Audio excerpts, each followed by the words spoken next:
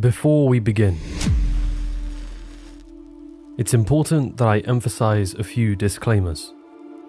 By no means am I calling the individuals mentioned in this video scammers. Consider what you are about to see a criticism of their business practices and promoted ideologies, not an incitement of harassment or hate. I have no way of knowing their true intentions.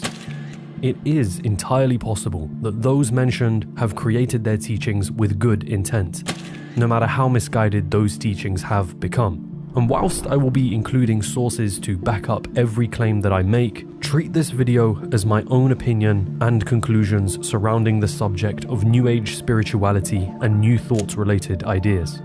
Now, to those who think I am criticizing anyone who is trying to make money, you have misunderstood my position. One look at my channel will show you I have no problem with somebody making money. However, I do take issue with the context surrounding how they make their money. A lot of people actually were in my group were attending the events, the courses, in a hope to make money so that they could feed their family, but unfortunately they have lost it. New Age spirituality has seen incredible growth in the mainstream, having a huge influence on the self-help industry thanks to figures like Napoleon Hill, Rhonda Byrne, and others who I will be discussing further. But what seemingly goes unnoticed is the booming business behind it that I think does more harm than good.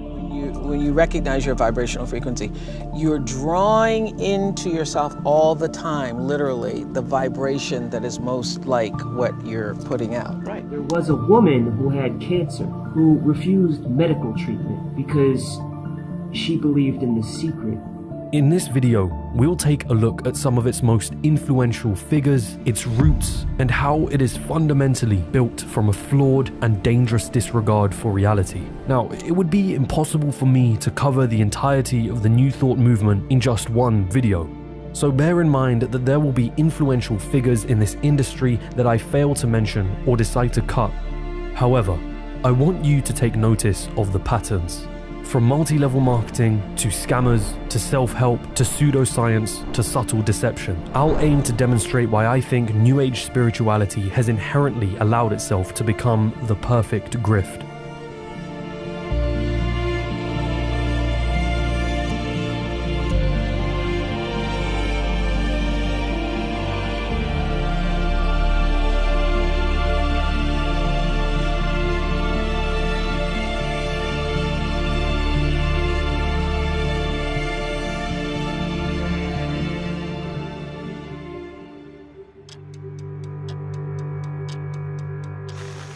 How's everybody doing today? Me too. All right, here's what I want to talk about today. Working in an office. Class exclusive all-wheel drive, a premium navigation. This low everyday price is here to stay. We'll get you approved in 30 minutes or less, I guarantee it. Did I know at the time, out of my greatest despair, was to come the greatest gift. I couldn't believe all the people who knew this. They were the greatest people in history. I began searching for people alive today who know the secret. You know, this secret gives you everything you want. In 2006, Rhonda Byrne released her film, The Secret, a film that promised to change your life, featuring various gurus who promoted an idea that could bring you health, wealth, and happiness. That idea was the law of attraction. Everything that's coming into your life, you are attracting into your life. And it's attracted to you by virtue of the images you're holding in your mind. A film that suggested being overweight came from thinking fat thoughts, or that the only reason a person does not have enough money is because they are blocking money from coming to them with their own thoughts. The secret is the law of attraction. It was a feel-good message. The film exceeded $65 million in sales and became something of a cultural phenomenon. Have you heard about it? This is The Secret. Talk about this DVD has been spreading around the world. I had friends that were telling me that The Secret is real. Girl I knew sent me a book called The Secret. She was like, listen, Dave, if this is going to help you. But what you are also witnessing here is a success of another kind. A success at rebranding an idea that had been cultivated for many years before Byrne's film. Fast forward to present day, and you'll find no shortage of gurus promoting these same rehashed ideas. The moment you start feeling abundant and worthy, you are generating wealth. 3 law of attraction truths that I wish I knew earlier. Whatever you can see in your mind, you can hold in your hand, whether you want to be a millionaire, whether you 7 steps to speed up the law of attraction using your spiritual powers. Here we establish the first pattern of this industry, targeting a vulnerable audience. Those who are struggling financially, having relationship problems, or suffering from a disease are particularly favorable. Or perhaps you're just searching for answers. This idea, this law of attraction, seems to serve up answers in such a simple yet idealistic way. And the truth is, you can actually get whatever you want in life. Whatever you can see in your mind, you can hold in your hand. Whether you want to be a millionaire, whether you want to... It gives you 3 ways to manifest money within 24 hours. How would you like to get your ex back? The law of attraction may be the power you need. When you're vulnerable or desperate, critical thinking is dulled, and feeling and emotion cloud your decision-making abilities. So when you're presented this secret, a secret that promises to change your life with so little effort, who could possibly fault you for wanting to believe? The bait has been set, but you have to understand, the law of attraction is only one branch of a bigger belief system. To understand the problems with the ideas Rhonda presented, you have to examine the roots of where it all began. From here, you can trace the same patterns and the influence it's having over the gurus we see today.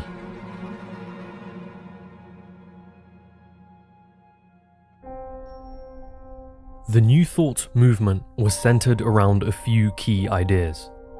That we and everything in existence are essentially God, or at least we all have some level of divinity within us. Positive thinking has the power to carry forth manifestations into the material world.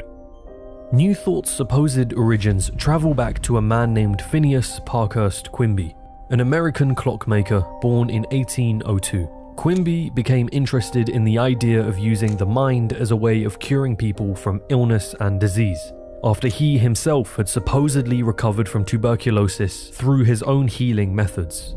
His philosophy became the basis for New Thought. Quimby's teachings inspired many other authors and so-called philosophers to continue spreading and expanding on his message and the overall New Thought movement.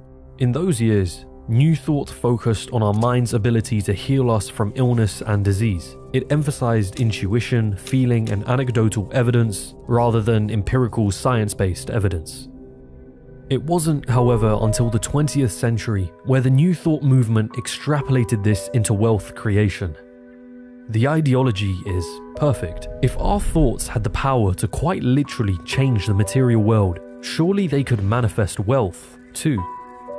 Then, a man named Napoleon Hill came right out of the blue with his first book, The Law of Success, and a decade later, his best-selling book, Think and Grow Rich. Up to this point, it's nigh impossible to tell what the intentions of most New Thought authors were. The ideas they presented in their works were logically flawed in many areas, some of which I have already discussed in the first installment of this series, others of which we will get into soon. But it's when we get to figures like Napoleon Hill that the lines between good intentions and con artistry are blurred. Because Hill had an immense influence over many of the New Thought law of attraction gurus that have come since, having had his works promoted and circulated in countless business and self-help circles. I promise you, if you yourself haven't heard of this book, you know someone who has. But my question to you now is, how much do you really know about Napoleon Hill? Because if we take a dive into Hill's past, we notice that the reputation he's acquired amongst the New Thought movement is not at all what it seems. On the contrary, his true narrative is one of failed businesses, fraud, and grossly exaggerated achievements.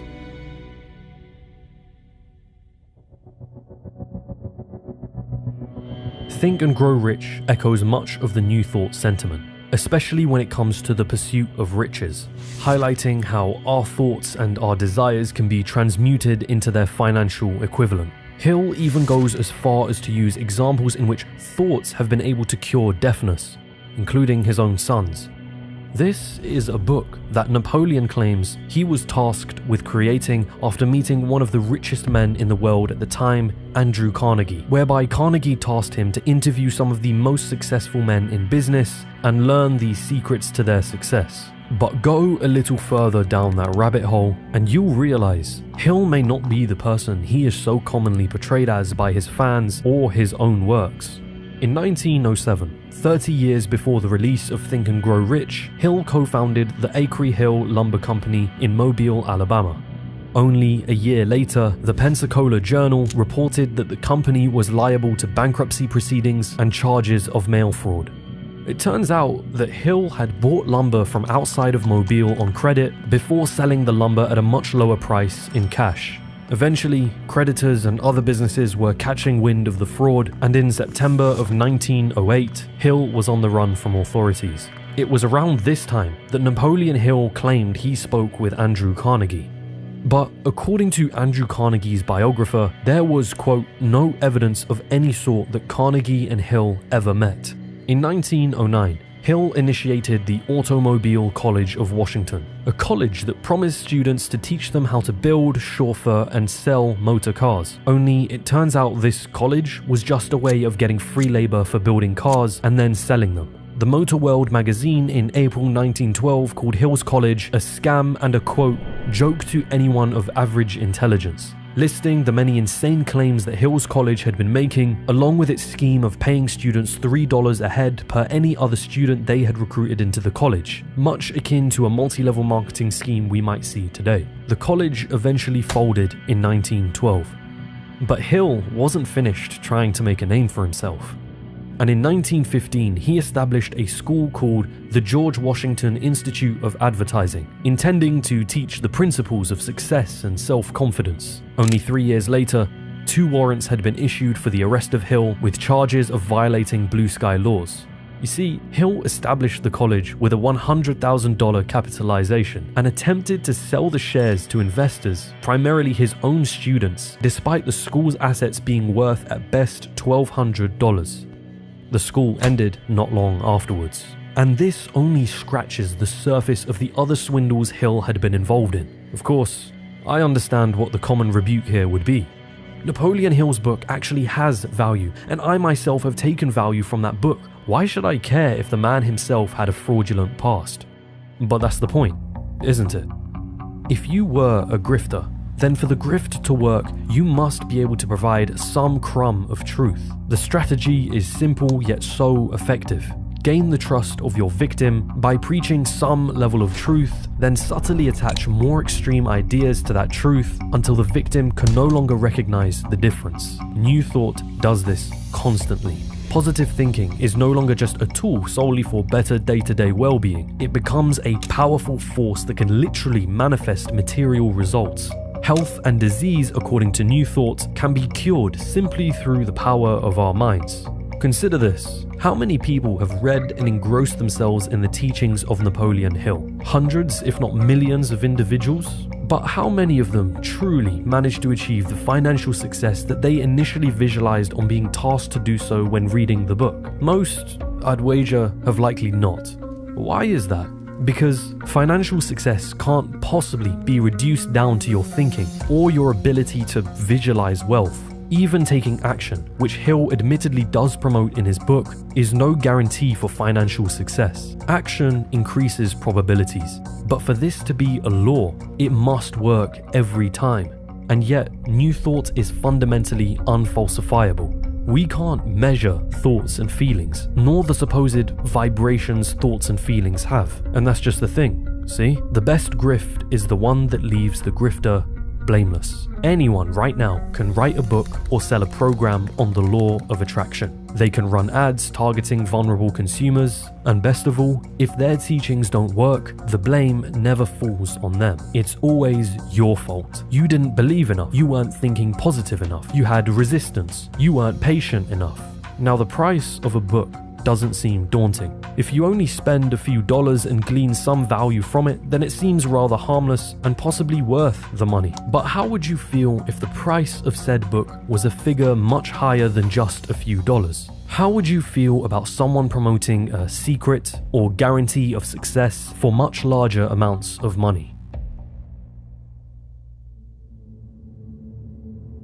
Napoleon Hill's book has been an inspiration to many as the New Thought movement continues to grow, inspiring much of the self-help industry we're consumed by today, two of which went by the names of Jerry and Esther Hicks.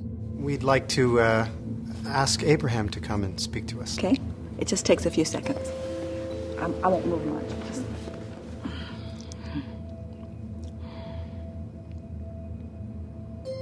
It is nice to have an opportunity to visit. Esther Hicks claims that she can channel an entity, or rather a group of entities known as Abraham Hicks, charging hundreds of dollars for their seminars and workshops. Good morning. Members of the audience are invited forward to pose a question to Esther, or more specifically, the Abraham entity she is supposedly channeling. Hi, it's nice to see you again. Thank you again. And thank you to Esther. Whilst Jerry sits at the side somewhere, taking notes, perhaps for their next book. We want to say that in this book that is coming, there are 33 examples of all kinds of things that might happen in someone's life.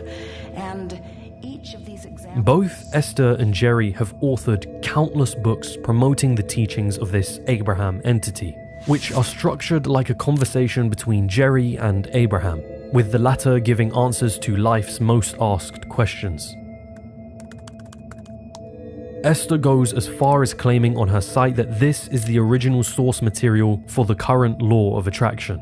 In fact, many in the law of attraction community suggest that Rhonda Byrne's film, The Secret, was just a watered-down version of Hicks's teachings, and it's precisely because of Esther's reputation as the most authentic one out of the two that I think it's worth discussing her. Because upon closer inspection, we see that much of Hicks's teachings are exactly what we've come to understand from New Thought.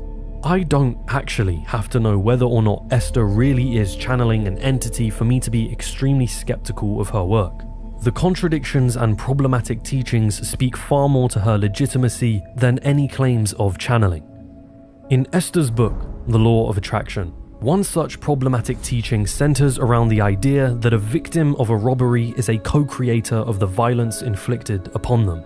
Jerry states, "I can understand robbers being attracted to those they're robbing, but it's difficult to see innocent victims attracting the robbery, or the person being discriminated against attracting the prejudice." Hicks responds, "They are just the same. The assaulted and the assaulter are co-creators of the event." If you think Hicks's response here is a one-off, you'd be mistaken. She emphasizes this point numerous times. Take a moment to truly consider the level of victim blaming and lack of accountability that such a position would lead to. Or, instead of a robbery, imagine a child born into poverty who starves to death before the age of 5. According to Hicks's teachings, these children were co-creators of their fate. And this isn't a belief shared just by Hicks alone. This is a fundamental premise in all of New Thought. By this logic, we can say that the perpetrators of countless crimes shouldn't be held accountable. After all, they are just the product of their victims' vibrational frequency.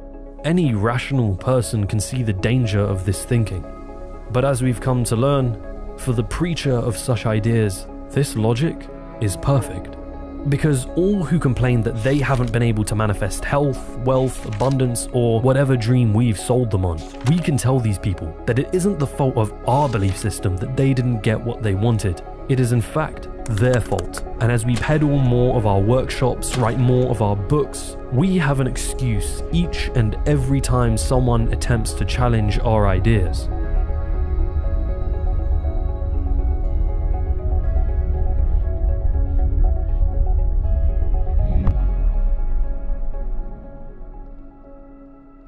So what we notice as we look into the medical profession today, we see doctors and scientists literally scaring people to death with their pronouncements of diseases that are incurable, when we know that there is not any disease that is incurable. You can get to where you want to be from wherever you are if you will point in the direction that you want to go and continue to move in that direction.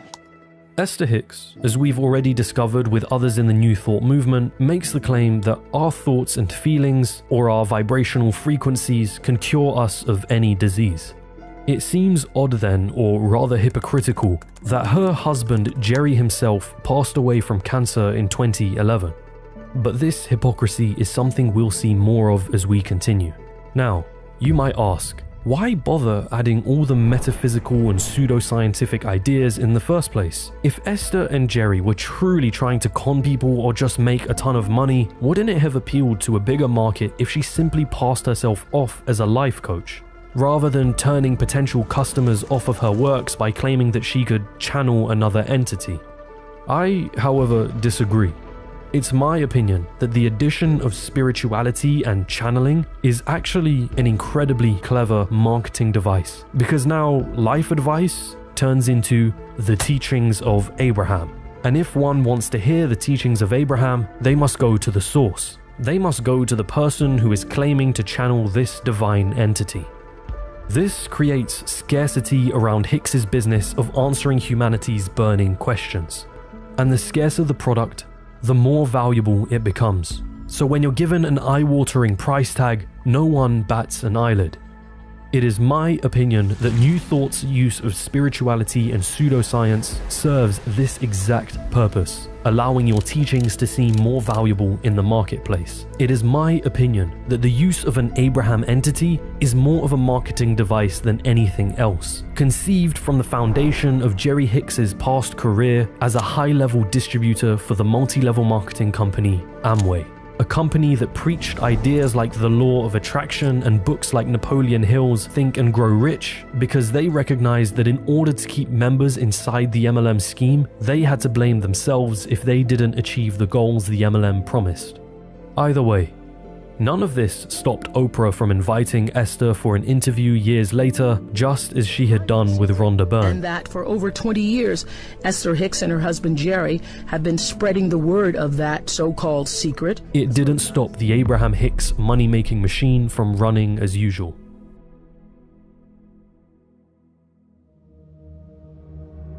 The Secret, just like Esther and Jerry's works, were repackaged ideas from the same root, New Thought. It was perfect, to promise you health, wealth, love, and abundance all in one go, to package it all under an umbrella of spirituality. I believe that once you discover the secret, that you can immediately start creating the life you want, whether it's getting out of debt, whether it's finding a more fulfilling job, even falling in love. Rhonda's film earned her millions, and it gave an incredible boost to the careers of the supposed teachers it featured, allowing them to branch away from the franchise to run their own coaching businesses and cash in on spiritual retreats. But I remind you, New Thought is a belief system perfectly designed for grifters who don't care for the desperately ill, poor, and helpless who line their pockets, leading them to push incredibly dangerous ideas onto their victims. So I thought, what if I just visualize checks coming in the mail? So I just visualize a bunch of checks coming in the mail. Within just 1 month, things started to change. And it is amazing. Today, I just get checks in the mail. I get a few bills, but I get more checks than bills. But now serious questions have been raised about his business dealings. In this exclusive investigation, Ben Fordham has found investors left high and dry and demanding justice. A former student of Shermer's who spent $30,000 to learn about the stock market. Part of the funds were supposed to be put into a trading fund, and David would then trade those funds on the futures stock market. What happened to that fund? Well, we don't know. It's their money. They paid you the tuition fees. It's not their money. And you told them that you would take $5,000 out of each person's tuition and trade it on the market, and they would receive 50% of the profits. They never received any profits. Where's the money? That money, and come back to the original question. Where is the money? Please answer the question. The money, and someone asked me recently the same question. Where is the money, David? Please answer the question. Where is the money? Where is the money? You tell me.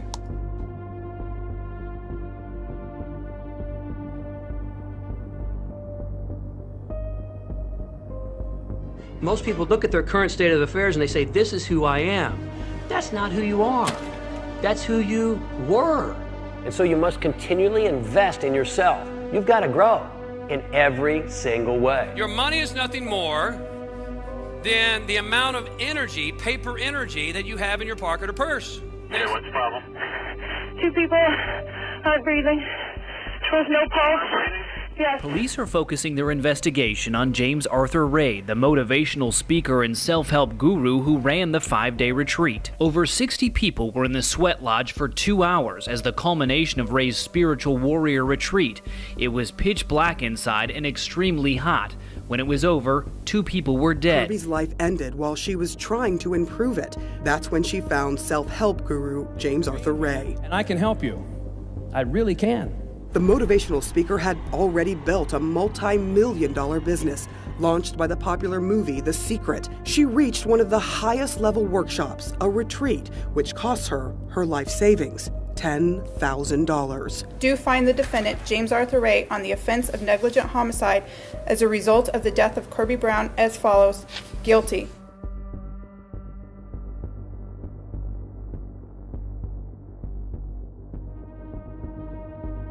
On November 23rd, I was diagnosed with breast cancer. I truly believed in my heart, with my strong faith, that I was already healed. I saw myself as if cancer was never in my body. From the time I was diagnosed, which was November 23rd, to the time I was healed totally, was approximately 3 months. And that's without radiation and chemotherapy.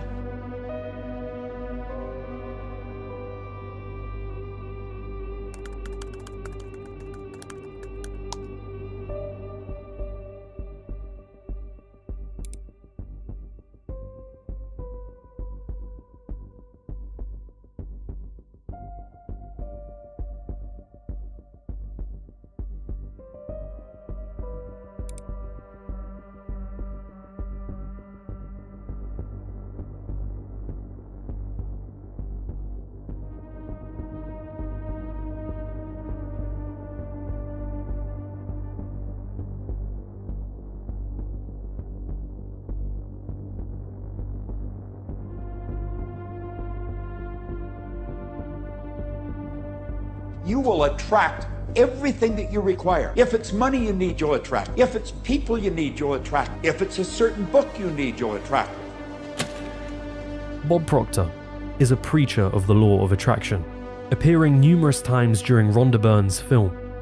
But perhaps you may not know, Bob Proctor had also been a big promoter of the multi-level marketing company Vemma, a company that specifically targeted universities, aiming to find teenagers and young adults who are filled with dreams of wealth and fame.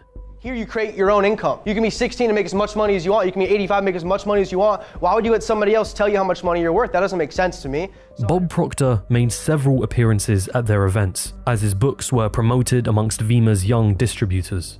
In fact, I introduced my own wife to the company, and she earns tens of thousands of dollars now. Now, I recommended that she join a company called Vemma, and I recommended it because I know the man that owns the company. And there's a company I'm working with, Vemma, and I'm working with their people worldwide. Because I'm going to tell you, this is one of the best opportunities for time and money freedom that you're ever going to find. The opportunity that you're looking at here with Vemma will give you that. And Charles is going to explain an idea about Vemma, about what a phenomenal product it is, but what a phenomenal compensation plan. Now, I've got a reputation that is worldwide. I wouldn't do anything to stain or do hurt my reputation. In 2015, the company was shut down for essentially being a pyramid scheme. Alex Morton, one of the figureheads for Vemma, later went on to promoting a similar multi-level marketing scheme. My name is Alex Morton, and I'm the Executive Vice President of iMarkets Live.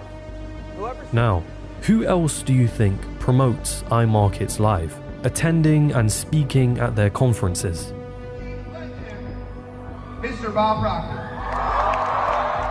I believe that's the goal of all thinking people that join the I Am Academy. There's such a phenomenal opportunity here. But of course, this is no issue to Bob Proctor, as he can continue promoting these schemes whilst charging for his own self-help courses and programs.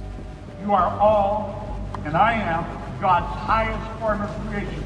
No one can guess what you and I are capable of doing.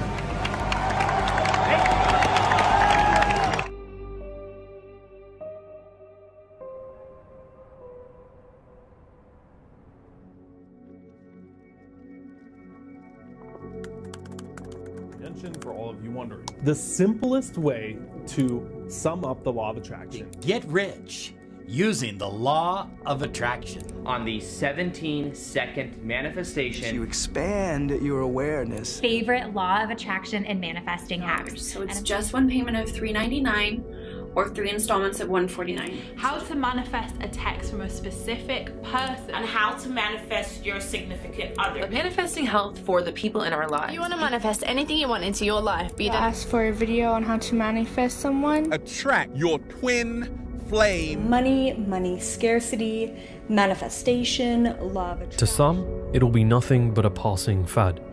To others, in a more vulnerable and desperate situation, it'll be their last perceived lifeline. A ticket to escaping debt, a ticket to repairing relationships, a ticket to curing themselves of a disease. And we'll see the same pattern repeat itself again and again of those searching for miracles and those selling them.